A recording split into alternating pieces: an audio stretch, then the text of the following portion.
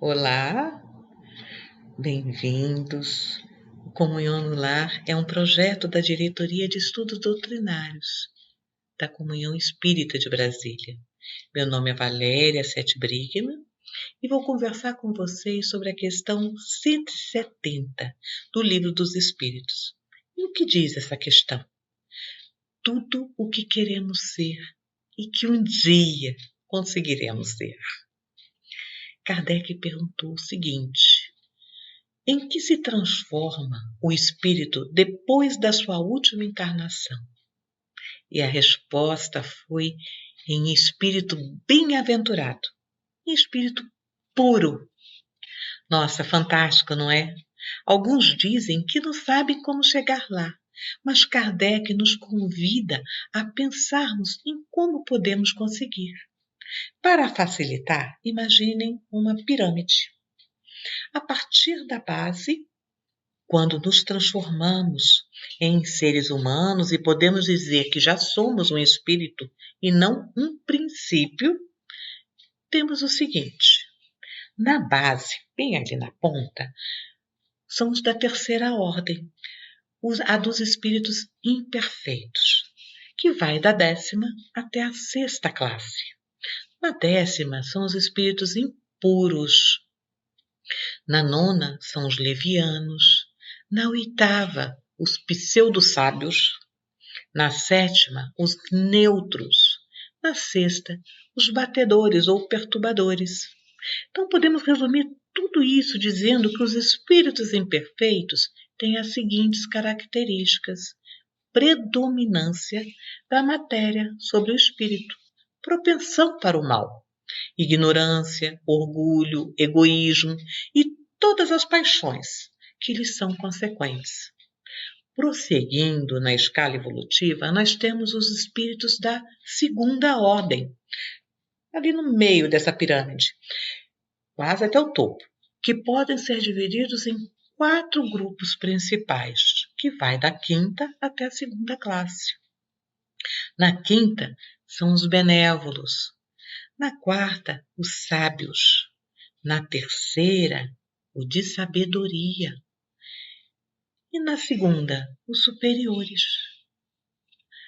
Neste caso, a gente já pode dizer que os espíritos da segunda ordem têm predominância do espírito sobre a matéria, desejo do bem. Aí vem a nossa meta de vida, que é chegarmos na primeira ordem, lá no topo da pirâmide. Os espíritos puros, bem-aventurados. Esses já percorreram todos os graus da escala e foram no caminho se despojando de todas as impurezas da matéria. Lembrando que somente Deus é perfeito, eles já alcançaram a soma da perfeição que é suscetível à criatura, até onde a gente consegue chegar. Por esse motivo, eles não têm mais que sofrer provas nem expiações, e assim não estão sujeitos mais à reencarnação. Eles não precisam mais reencarnar. Vamos lembrar que eles são felizes, são os bem-aventurados, porque não estão sujeitos mais às necessidades nem às dificuldades da vida material. Essa felicidade, porém, não é de ficar fazendo nada. Olha, não são aqueles que ficam lá tocando harpa em cima de uma nuvem, fazendo nada, não. São às vezes conhecidos como anjos, arcanjos ou serafins. O espírito Miramês, no livro Filosofia Espírita, esse livro ele vem estudando todas as questões do livro dos espíritos. Ele comenta sobre os espíritos bem-aventurados e diz assim: o espírito livre das reencarnações libertou-se das grades da ignorância. Era preso e tornou-se livre. As cadeias de vidas sucessivas foram se quebrando de passo a passo, somando experiências e, com elas, adquirindo qualidades inumeráveis, como sementes de luz, para a garantia do futuro, de paz, de consciência. Lindo, não é? Como que nós vamos conseguir chegar lá? Primeiro, nós precisamos aprender a ter paciência. Por quê? Porque isso não acontece da noite para o dia. Demora muito, muito mesmo. Se visualizarmos só essa encarnação, quanto tempo nós levamos da infância até a fase adulta? E nesse período, conseguimos aprender tudo o que pensamos quando éramos crianças? Eu, por exemplo, queria aprender umas coisas. Eu queria ser bailarina, queria ser médica, queria ser muita coisa, pintora, muita coisa. Mas eu não consegui todas as coisas que eu pensei. E eu acredito que vocês também não. Não tudo. Não é que não conseguiram alguma coisa, não conseguiram tudo. Então podemos dizer que isso acontece em largas faixas de tempo.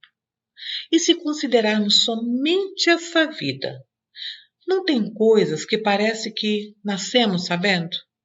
É muito estranho. De repente a gente, parece que eu já fiz isso. Provavelmente são aprendizados anteriores. Lembra até daquelas crianças com 4 aninhos tocando piano? Que como é que pode, com 4 aninhos, tocar piano? Já naquela magnitude, eu ainda dedilho. Nós nos esforçamos anteriormente em diversos aprendizados, muitos aprendizados. A soma de todas as nossas encarnações deve ser um número bem representativo para já estarmos como nós já estamos. Vamos nos lembrar que nós já fomos homens da caverna. Até chegarmos onde estamos, nós já ralamos muito. Foi muito aprendizado. Então podemos dizer que o número de reencarnações se perde igualmente na vida infinita do espírito. Quando acrescentamos a esse tempo os períodos entre uma reencarnação e outra, nós podemos dizer que também devem ser bastante numerosos, porque sempre tem um intervalo de tempo. Eu saio da carne, volto para a vida espiritual. Nesse período que eu estou na vida espiritual, também, a cada vez, também deve ter sido muitas vezes. E é neste período, quando a gente está no mundo espiritual, nesse intervalo das reencarnações, é que ocorre a conscientização, de onde a alma, no mundo espiritual, assimila melhor o conhecimento sobre as leis de Deus. Nós aprendemos com os nossos irmãos mais velhos ou mais adiantados. Não é assim também na família? Imagine quando chegarmos lá, nos bem-aventurados, espíritos puros, quando nós formos os irmãos mais velhos. Provavelmente, nessa última etapa de vivência na carne, iremos nos lembrar de todas as passagens onde os problemas e as dores sufocaram os nossos gemidos. Por vezes, a gente foi sufocado pelos nossos gemidos, a fim de pensarmos mais sobre a vida e nossos destinos. Foi assim que conseguimos avançar. É como se estivéssemos no alto de uma montanha, olhando os vários caminhos que fizemos para chegar até aquele alto. Pelas florestas, pelos rios, pelos espinhos, pelas pedras. É o caminho que nós fizemos, parece um retalho, uma colcha de retalhos. Mas é tão bom saber, não é, que os nossos irmãos mais velhos estão sempre ligados aos que ainda não conheceram ou não conhecem a verdade. Os irmãos mais velhos e mais fortes não ajudam os mais novos e mais frágeis? Eu sei que sim. Eu sei que sim. Os espíritos puros certamente que não precisam reencarnar na Terra, a não ser que seja conveniente ou necessário para nós. Não é para eles, para nós. Mas quando isso acontece, eles não ficam tristes. Ao contrário, eles sentem-se felizes. São capazes de muitos sacrifícios. Tipo aquele que separou o nosso calendário em antes e depois. O nosso querido mestre e irmão mais velho, Jesus. E o que podemos fazer para conseguir chegar lá? Tem um quadrinho da Mafalda bem interessante que diz bem assim. Ela diz que ela diz assim, tem um menininho andando com ela. As pessoas esperam que o nosso ano que está começando seja melhor que o anterior. Aí ela responde para esse amiguinho, aposto que o ano que está começando espera que as pessoas é que sejam melhores. Interessante? Bem interessante. E nós temos diversos outros espíritos que vieram nos ajudar e de outros que aprenderam tanto que nos servem de exemplo do que é possível, verdadeiramente possível. Citar alguns exemplos. Vocês lembram da irmã Dulce? Ela é perfeita? Eu acredito que não. Não ainda. Mas olha a diferença. Ainda ela veio no nosso meio para mostrar que é possível fazer a diferença, mesmo quando outros não acreditam. Quem foi a irmã Dulce? Ela nasceu como Maria Rita, sendo a segunda filha de um dentista e professor de faculdade de odontologia e de uma dona de casa chamada Dulce. Por isso que ela adotou esse nome posteriormente, porque a sua mãe faleceu muito jovem, aos 26 anos, desencarnou. E ela contava só 7 aninhos. E aos 13, ela simplesmente já acolhia em sua casa mendigos e doentes, transformando a sua casa em um centro de atendimento. O povo é muito criativo. Resolveu chamar a casa da irmã Dulce de a portaria de São Francisco. E claro que ela teve apoio de sua família, senão ela não conseguiria fazer isso. Nada disso, principalmente da sua irmã mais velha.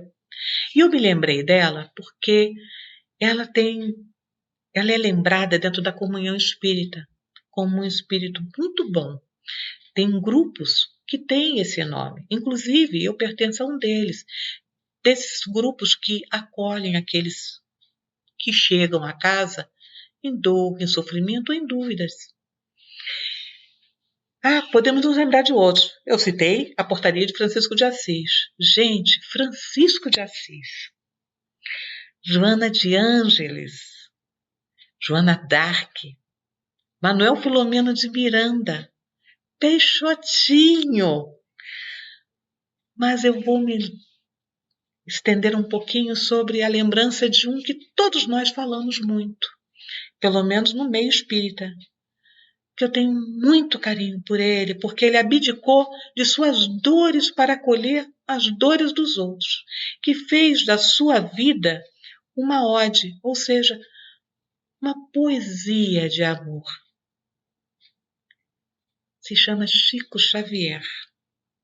Eu não sei se ele já é um espírito puro, realmente eu não sei. Mas sei que ele traçou uma rota para si mesmo e prosseguiu com muita firmeza, embora ninguém possa negar as dores que ele teve. Ele renunciou a ele para acalmar a dor dos outros. Eu, quando penso e reflito nessas dores que desde cedo que ele teve, com a sua atitude, eu me encanto. Eu acredito que não sou a única. Ele é um poema de amor. Amor a nós outros. Não sei em que grau da escala ele se encontra. Não faço ideia. Mas não importa. Ele avança a passos firmes, mesmo que em dores, em lágrimas, mas também entre sorrisos que despertou e no pranto que secou, que acalmou. Porque às vezes a gente não seca, mas a gente acalma. O olho, e olha em volta em busca de outros exemplos, exemplos próximos, nós todos temos, de abnegação e de paz, de renúncia e de amor. Uma avó que está sempre com o avental, sorrindo, fazendo com carinho alguma coisa para você, mexendo o molho, por exemplo, de um macarrão. É fantástico, quando a gente lembra. E Jerônimo? Alguém lembra daquele que foi conhecido como o gigante deitado? Que precisava, ele estava cego, paralítico em cima de uma cama e que precisava ainda de 30 quilos em cima do peito para suportar as dores que ele sentia. Ele é gigante porque ele tinha 1,80 m, foi uma cama imensa e ele só andava na cama. Mas ele transformou aquela dor dele em amor.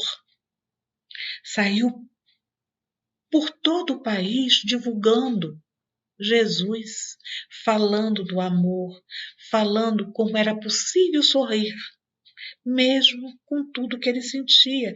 Ele nos encantava.